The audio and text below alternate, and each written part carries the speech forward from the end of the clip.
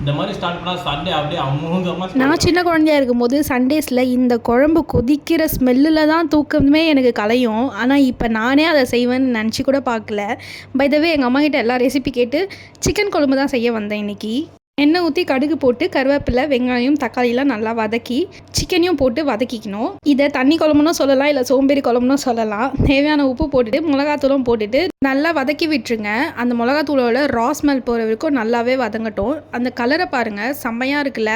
இப்போது தேவையான அளவுக்கு தண்ணி ஊற்றி விசில் வைக்கணும். சிக்கன் வேக 2 விசிலே போதும். நல்லா பஞ்சு போல் உங்களுக்கு அந்த கறி வெந்து இருக்கணும் அப்படின்னா ஒரு 4 to 5 விசில்ஸ் வச்சுடுங்க. இஞ்சி பூண்டு மிளகு சோம்பு தேங்காய் போட்டு ஃபைனாக பேஸ்ட் பண்ணி வச்சுருக்கோம்.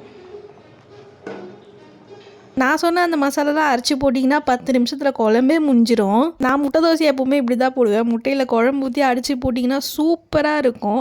ஆளுக்கு 2 தோசை சாப்பிட்றதா ஐடியா. ஆனால் இந்த குழம்போட டேஸ்ட்டும் இந்த முட்டை தோசையை பார்த்தோன்னே ஆளுக்கு 4 சுட்டு வச்சு குழம்பையே காலி பண்ணிட்டோம். இந்த தோசையும் அந்த குழம்பையும் வச்சு சாப்பிட்டுட்டு என் ஹஸ்பண்ட் ஒரு ரியாக்ஷன் கொடுத்தான். அதை நான் ஆட் பண்ணியிருக்கேன் பாருங்கள்.